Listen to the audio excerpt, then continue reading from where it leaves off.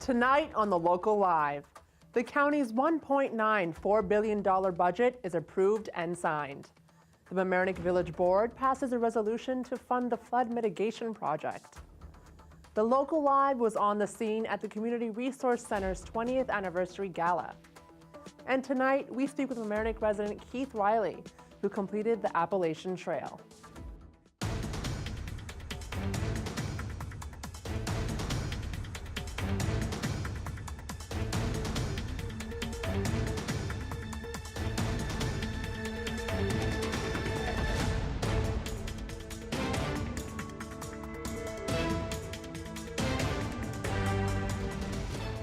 Good evening, it's Thursday, December 13th. I'm Maral Kathwari and welcome to the Local Live. In a vote of 13-4, the Westchester Board of Legislators approved County Executive George Latimer's first operating budget for the year 2019. Latimer, a Democrat, signed the $1.94 billion budget. It increases spending by around 5% over 2018, the last under the administration of Rob Astorino, a Republican. The tax rate will increase by 2%. Latimer explained the increases in the operating budget at a press conference. Behind numbers, behind tax rates, are human beings and are services that are essential in the society. And that's the correlation I think that people have to make. When you write your headlines in print, when you have your lead-in from the anchor desk to the reporter that's going to cover this story, remember that it's not just the tax rate, it's not just the total cost of government, it is the services of those that this government provides. And if you fail to give proper weight to the services, then it looks as if money is being spent irrelevantly, when in fact it treats sewerage, it incarcerates those who have to be incarcerated, and a host of other things. That is the essential part of what was accomplished here today, that for the next year we have a game plan for how this is going to be executed. The county Republicans and one conservative voted against the budget. Board of Legislators Minority Leader John Testa, pictured here, said, quote, "I cannot vote in favor of a budget that takes more money out of the pockets of Westchester County families while there are fully vetted and approved private partnerships available to us," end quote. The day after signing the budget on Tuesday, December 11th, Latimer was the guest speaker of the Larchmont Mamaroneck Local Summit monthly breakfast forum at the Nautilus Diner. For me to come into communities that I've represented for 27 years is a little like trying to give a speech at the dinner table to your family. We have talked individually on these things so often. Let's talk finances and taxes. But wait a minute, housing is a big issue. It can trigger school population and additional expense. I'm not into that fake news stuff like some people are. I think the press should report whatever it thinks. But then, when you read the press, you should also listen to other points of view and draw an intelligent judgment. I know you've done something to assist our Latino, our immigrant population, but I wondered if you would elucidate, because they're being picked up by ICE trucks here. Do you see any way that local county or state taxes can be reduced?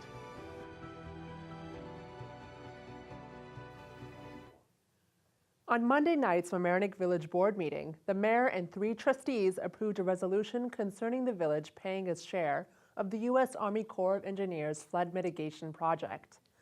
According to the Army Corps' fact sheet on the project, the total cost is upwards of $82 million. The village of Mamaroneck could end up paying a share of between $8 million and $9 million.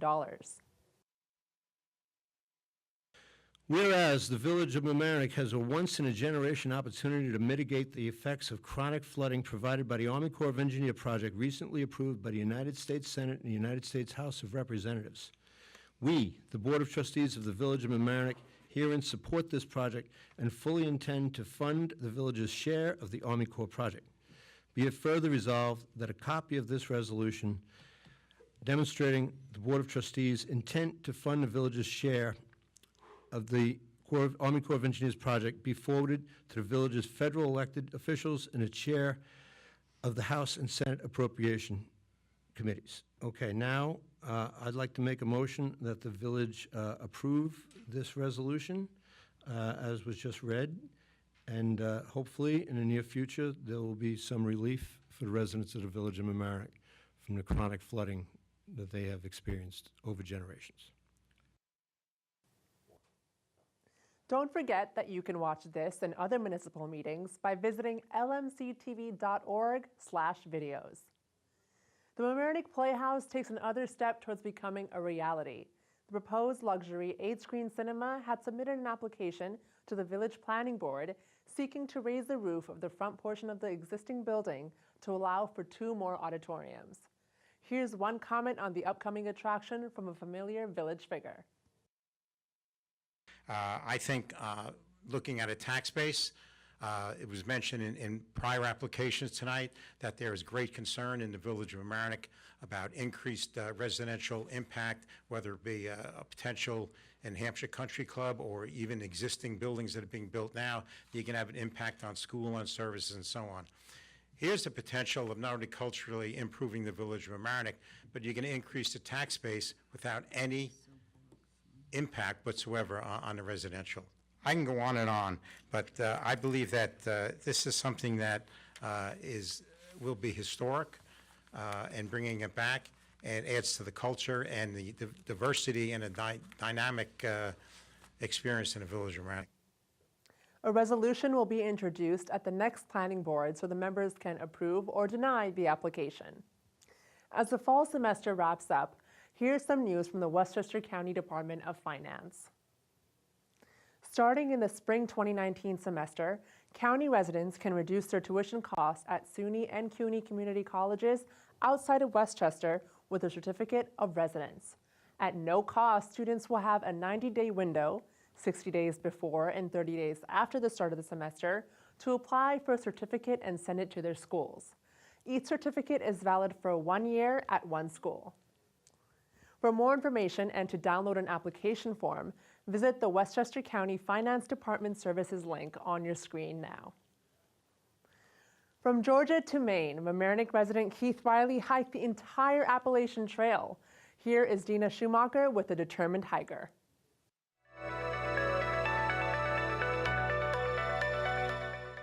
From Georgia to Maine, the Appalachian Trail is the largest hiking-only footpath in the world at about 2,200 miles. In each state of the East Coast Trail, there are points to hop on and hop off. And we're about to talk to a Mamaroneck resident who hiked the whole thing. Yeah, from Georgia to Maine.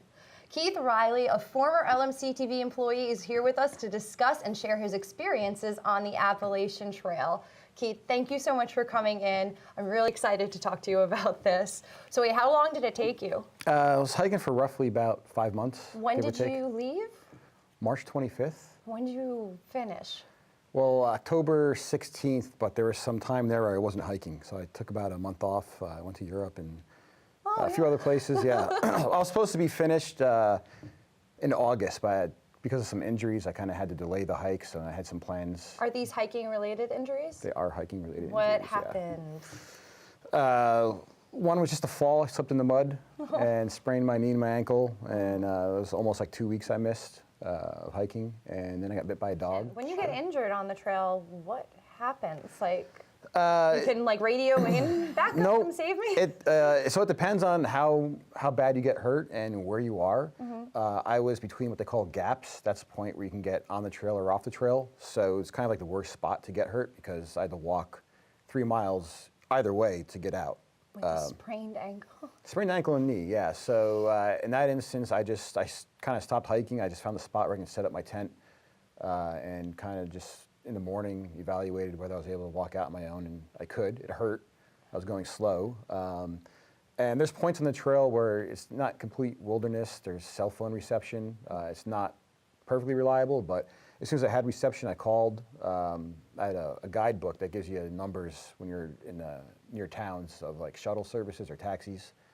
So I called someone, explained the situation, and they told me where the last point I could call before getting to the gap to get out, because there's no reception at the road. And he just told me where to call, and I would know by then how far. So this book was really helpful for you on the trail, huh? The AWOL guy is what I used. I'm calling it the trail. Is that the proper lingo? What is it called? Oh, the trail, sure. You Yeah. can people call it the trail, the AT, the Appalachian Trail. Okay. When you're hiking the trail, if you call it the trail, everyone knows what you're talking Yeah, about. because you're on it. Because you're Okay. on it. If you're not on it, you probably Appalachian Trail. Okay. Some people know what that is. Okay, but the AT is also. The Appalachian Trail. Okay. Now, when you were prepping for the AT, how did you know to get this guidebook? What was it? What was it like? Just in case, after this conversation, people are inspired and they want to go out and, maybe try it for a weekend. Maybe not do 5 months like you did. Right. But what was the preparation like? I watched a lot of YouTube videos. Homemade Wanderlust, her channel, Dixie. She hiked the Appalachian Trail. She just did the PCT this year, so she had a lot of good. PCT is. Pacific Crest Trail. So it's like the equivalent, but on the West Coast. I wouldn't say they're equivalent trails. People that have hiked both of them say they're completely different trails. Okay. But Same system though. It's hop on, hop. There's possibility to hop on, hop off, or it also goes the length of the West. yeah, there's spots where you can resupply, get on the trail or Okay. get off the trail, whatever you need to do. So she was pretty experienced and was good. Yeah, guidance. there's a couple other channels I watched too, but you kind of get an idea of how to prepare, what to buy, how to pack stuff. Physically, did you have to do anything to prepare? You don't need to do anything physically No. to prepare. No, the trail will get you in shape. Some people that actually got themselves in shape before going to the trail got in trouble because they were able to do more miles, and they did that for a couple of weeks, and then their joints started to hurt because your joints, even if you're in shape, your joints aren't used to walking Are you 15 saying miles it's a good day. to be out of shape and go for a hike? I'm saying if you hike the Appalachian Trail, you'll get in hiking shape. Okay. And it'll happen gradually, so you won't be able to do too much too soon. Okay. That was a problem some people had. Okay. Because they just weren't used to doing the miles. Other people that have done long distance trails, or a lot of people that were in the military, used to marching, I guess. Yeah. They were fine, but there's a few people that were, in good shape and just. Did you run into how many people were on on this trail with you? Like, did you hike with people, or you just met people there? So I went there by myself, started in Mount Springer. It's like northern Georgia, and just met people along the way. It's a pretty popular trail. I think the ATC said last year it was about almost 5,000 people attempted to do the whole thing. About 20 to 25% finish it. So in the beginning there was, I don't know, at each shelter, each designated campsite, maybe around like 50 or 60 people. Really? And then after a couple of weeks, there was probably like 15 people. Okay. So- Wow. Do you have any photos of the trail so we could see what it was like, what your experience was like, maybe talk about it a little bit? Maybe some of these people are in them? Yes. Okay, let's I look have at this some pictures. first photo and Okay. see what was up. Take a look here. What's this we're looking at? Is this a rest So stop? it's a shelter in the Smoky National Park. It's either in Tennessee or North Carolina. It kind of weaves in and out the Appalachian Trail. But that's the last shelter that actually has a bear cage. You see that fencing in front of it? It's meant to keep the bears out. Were bears a huge issue? There are a lot of shelters that have issues with the bears because they know hikers bring in food. You're supposed to either put it in a bear box if there's one located at the site. Sometimes the bear box is filled up, and there's no room, and you're supposed to hang the bag. Depending how good you are at it, the bear might get it anyway. So Yeah. they know to come to the shelters to get food. And yeah, the Smokies had a few, I guess, Okay. incidents in the past. So they put up the bear cages, and they took them down because they found out that hikers were feeding the bears through the cage, just encouraging the bears to come. So they took them out on most of the shelters. I don't know why that one was the last one that had it, but Okay. that What else was- do we have as far as your images go? You had some other animal encounters? Get bit by a dog. Oh man, was it We a have, wild we have a picture of dog? that. No, it wasn't a wild dog. Do we have it? A dingo. Oh, that's So that was a couple graphic days content after. for the This was a couple days viewers. after the bite. That's actually on my hamstring. It's close. It's kind of hard to tell. Wait, but that's what like the back of happened? my knee. So this is one of the injuries that took you off the Yeah, trail? it took me off the trail. Yeah, it's about a Okay. week. I was hiking towards Catawba, and there's a family it was a Sunday, so they were out for a weekend thing. They had some packs on, so I guess they overnighted, and they had their dog with them. The dog was on a leash, so everything seemed okay. They moved off to the side because I was hiking faster than them, and I just said thanks and walked on by. I saw And the it dog, nipped you. and it looked at me and didn't growl, didn't bark, nothing. So I thought, that's cool, and I walked by, and as soon as I got in front of it, it bit me right in the back of the leg. Sorry. Yeah. All right, what other images do we have? Hopefully something a little happier than these. What's going on here? So this is Neal's Gap. This is about 30 to 35 miles in the trail. It's kind of like the first major gap where you can get on or off the trail. I think there's a couple other road crossings, but here there's an outfitter there, and it's near a town. It looks like a tree. that is a tree. Yeah. That's a tree at Neal's Gap. Oh, I believe okay. is how I introduced that picture. Oh, nice. So basically, at this point in the trail, you've been hiking for 3 or 4 days, maybe longer, and a lot of people realize, hey, this isn't for me. This kind of sucks. Okay. And kind of one of the traditions is you take your hiking shoes or your boots, you tie them together, and you throw them up on that tree. If you're quitting, If you're you quitting, can't do it? yeah. Okay. If you're not going to quit, definitely don't throw your shoes How on the did tree. you feel after that like 4th or 5th day, or seeing those shoes up there? The shoes I thought was pretty hilarious. Yeah. And it was nice. It was there's a hostel there. I forget what it was called. At the outfitter had a hostel at Neal's Gap, and so it was kind of nice. I take a shower and have some hot food and just kind of relax a little bit. Now, what was the motivation for this entire hike, though? And this also might entail like what kept you going through the hike and why you weren't one of those who kicked Quit. I read a blog, like, I don't know, 12 years ago that just kind of got me interested in hiking the trail. I was always into hiking, like nature, the outdoors. Never thought I would do anything like the Appalachian Trail. I thought the people that did it were nuts. They sort of are. When I read this blog, I'm like, wow, this is pretty awesome. The stuff that they go through and like the culture of the trail, like, seems pretty awesome. And I hiked a section of the AT in Maine called the 100-Mile Wilderness a few short years after that, and decided, yeah, I want to do the whole thing one day. And Okay.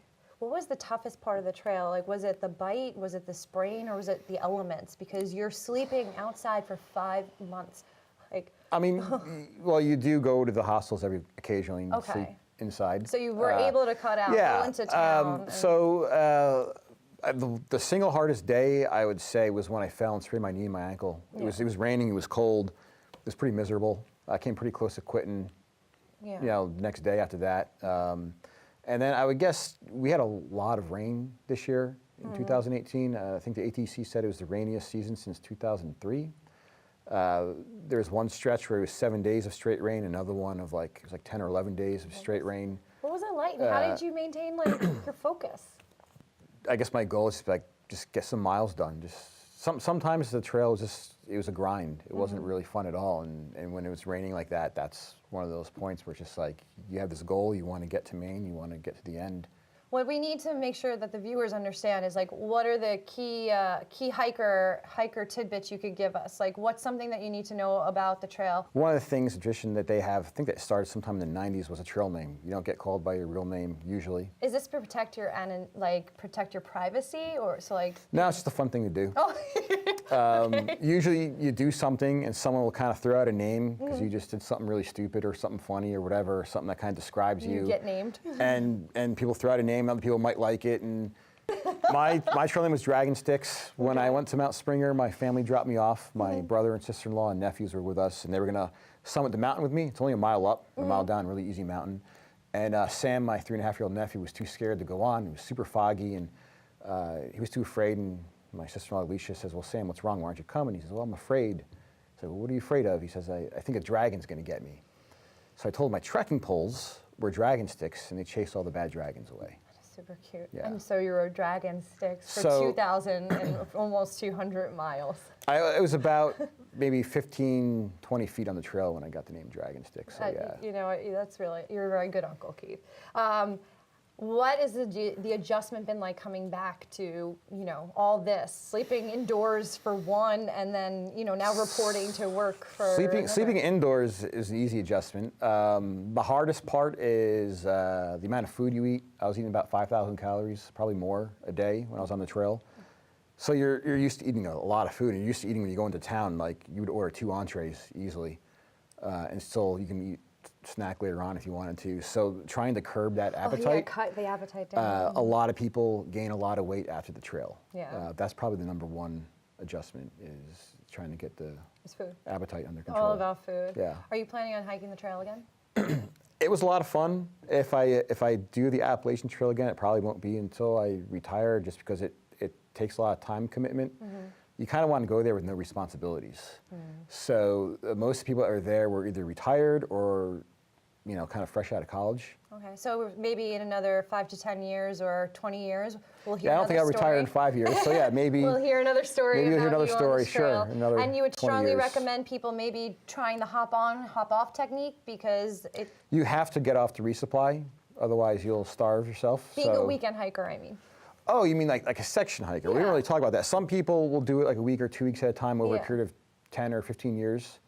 Whatever you can do, whatever floats your boat. I kind of getting completely involved in it and kind of wanted to. Because there's sections in New York that you can go ahead and do that. That's how I learned about the AT. Is like I was hiking and I was like, what's that sign? That trail sign, and it led me to the AT. I just want to say thank you so much for coming, Keith. This was exciting to hear about. And if you want to hear more, you want to get updates on Keith's journey, you could go to LMCTV.org, search Keith's amazing story. You could see more photos and hear more about his adventures. So thank you, Keith, for coming in.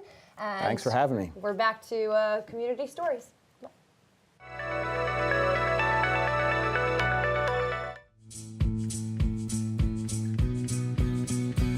Did you know you could watch LMCTV anywhere? Yes, even there. Go to LMCTV.org and scroll down the main page. Choose your channel and click Watch Now, then press play.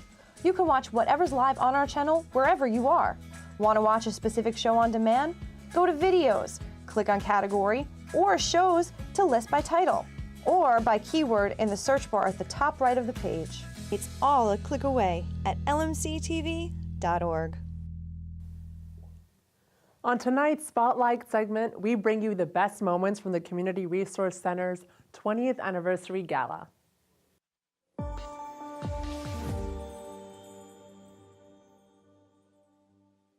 Hey guys, I'm Ron Kethwari reporting for the Local Live. I'm here at the Beach Point Club in Mamaroneck, where the Community Resource Center is celebrating 20 years of work done for the community.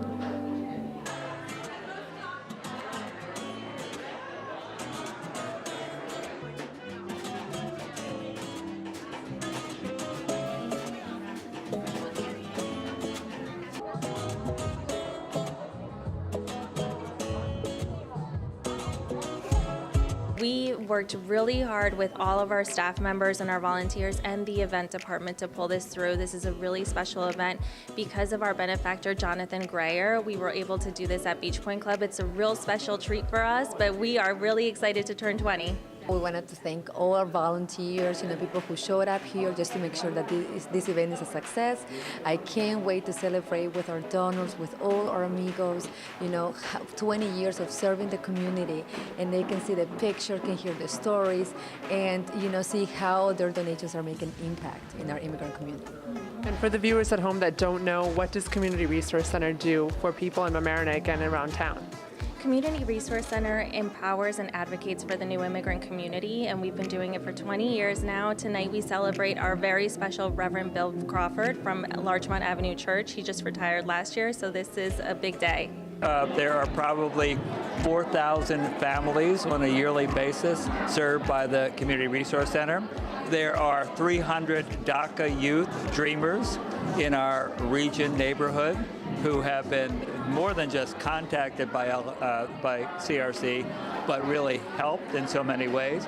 There have been emergency efforts in the place of the fire in the house on Mount Pleasant Street just within the past couple of years, as well as the flood on the heels of Katrina. I love being here. You know what? As mayor of the village of Mamaroneck, the CRC is a vital organization.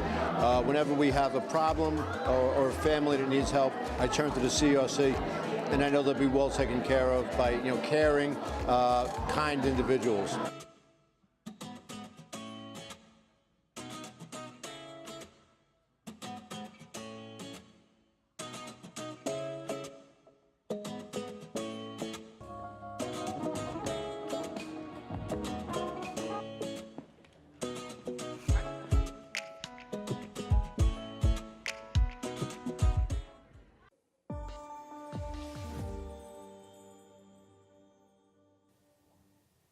And here's what's happening around town this weekend to get you into the holiday spirit. The annual toy drive by the Town of Mamaroneck Fire Department is still accepting donations through Saturday, December 16th. You can also skate with Santa and firefighters at the Hommocks Ice Rink from 1:30 p.m. on December 16th. For more information, visit tmfd.org. Join in this Sunday, December 16th at 10:30 a.m. at St. John's Lutheran Church in Mamaroneck to sing at the Lessons and Carols service. The music and worship will lift your spirit. Take your children, ages 8 to 12, to a fun kids edible art class hosted by ABC Cakes on Thursday, December 20th at 4 o'clock at 414 Mamaroneck Avenue. At the class, be ready to get creative and decorate assorted baked goods, including cupcakes, cookies, bars, and much more. St. Rita's Free Medical Clinic Toy Drive is still accepting toy donations through Friday, December 21st. Please visit Dr. Kevin Maloney's office, who runs the clinic and toy drive at 144 East Boston Post Road in Mamaroneck, or visit stritasclinic.com for more information.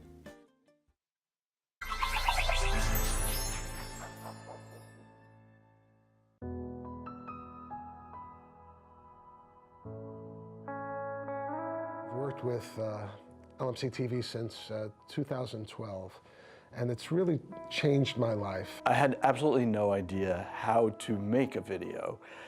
And then I had this light bulb go off and I thought, LMCTV, that's the place I need to be. You know, LMCTV has been amazing.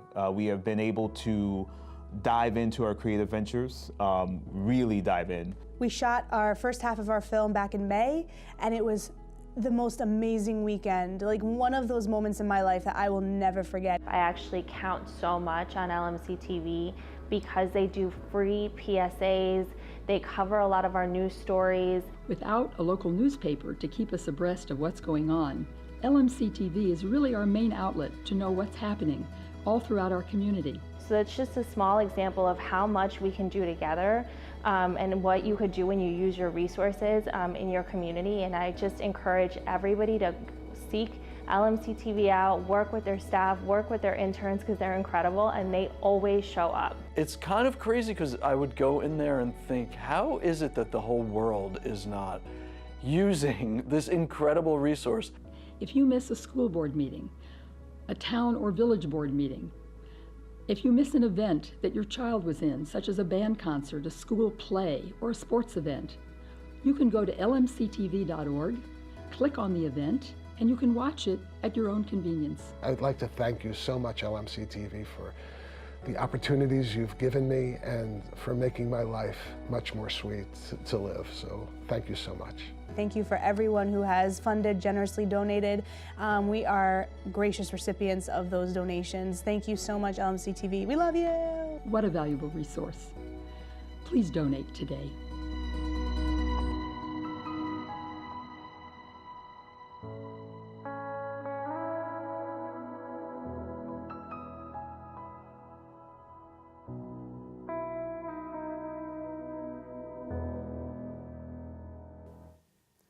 Formerly known as Habitat for Humanity in New Rochelle, the Fuller Center for Housing of Greater New York City still has the same mission: to build and rehabilitate homes through community partnerships.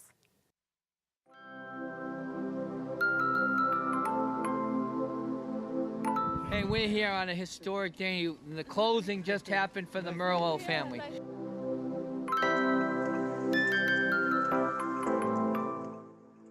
We are blessed to be all together here. This is their kitchen where a lot of love and breakfast is for him going to school. I thank all the sponsors from Horace Mann and Levitt First and Cisco and Bronx Reformed Church and all the volunteers, the high school Riverside and Yonkers High School worked here. And we have had thousands of volunteers. If you saw what it was like and rebuilt homes, home ownership in New York. You know, it's the 50th anniversary of Co-op City. Kazan put in the hallways there, we serve no profit. We are losing money, not making money, interest-free, no down payment. We want New Yorkers to be able to afford to live here. We want Marines and soldiers and veterans. We want everyone, working people, to have the American dream here, no matter what background, color, ethnicity, race. It's time we step it up. We need your help. FullerCenterNY.org. We've just begun because of you, and thank you, everybody, all of our volunteers, all the companies, all the congregations, churches, synagogues, mitzvah projects, sponsorship. Keep coming. We need you. God bless you.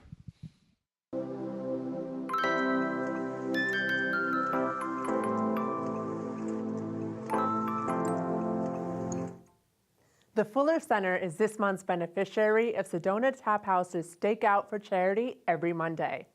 This coming Monday, December 17th, Santa will make a stop at the restaurant where you can take a photo with him with a donation. There will also be a 50-50 raffle on the last day, December 31st. The fundraising drive around a mural in our town center studio continues. We plan to use the funds towards a production van, which will give LMCTV the ability to broadcast community events live, on location, and more. We would like to thank our latest donor.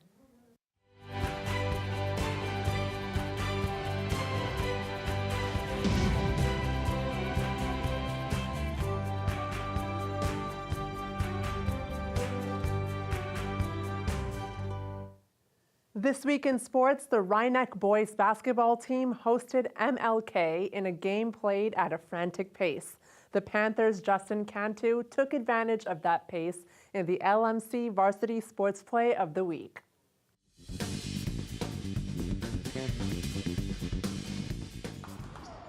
That one's good. 9 seconds to go. It'll be brought up here by Cantu. Pass to Greenland, wide open. A little tough to handle pass. And Cantu at the buzzer, and it's good! Three-pointer! Justin Cantu just hauls it up at the buzzer. Thank you for window shopping. And it is 12-8 Rhinebeck at the end of one. And that's a Play of the Week nominee.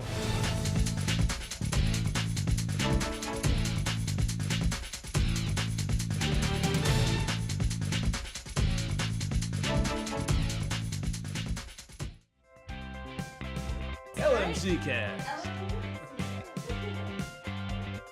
The whole system is fine. All right, cool.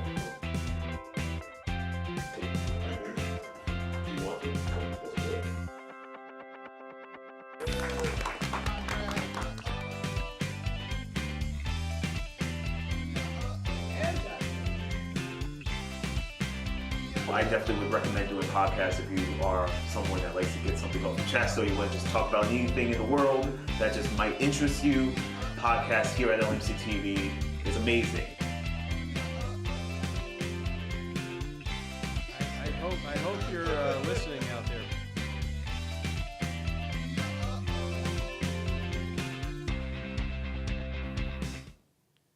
We love hearing from all our viewers. Please send all emails, comments, inquiries, news tips, pictures, and videos to thelocallive@lmctv.org.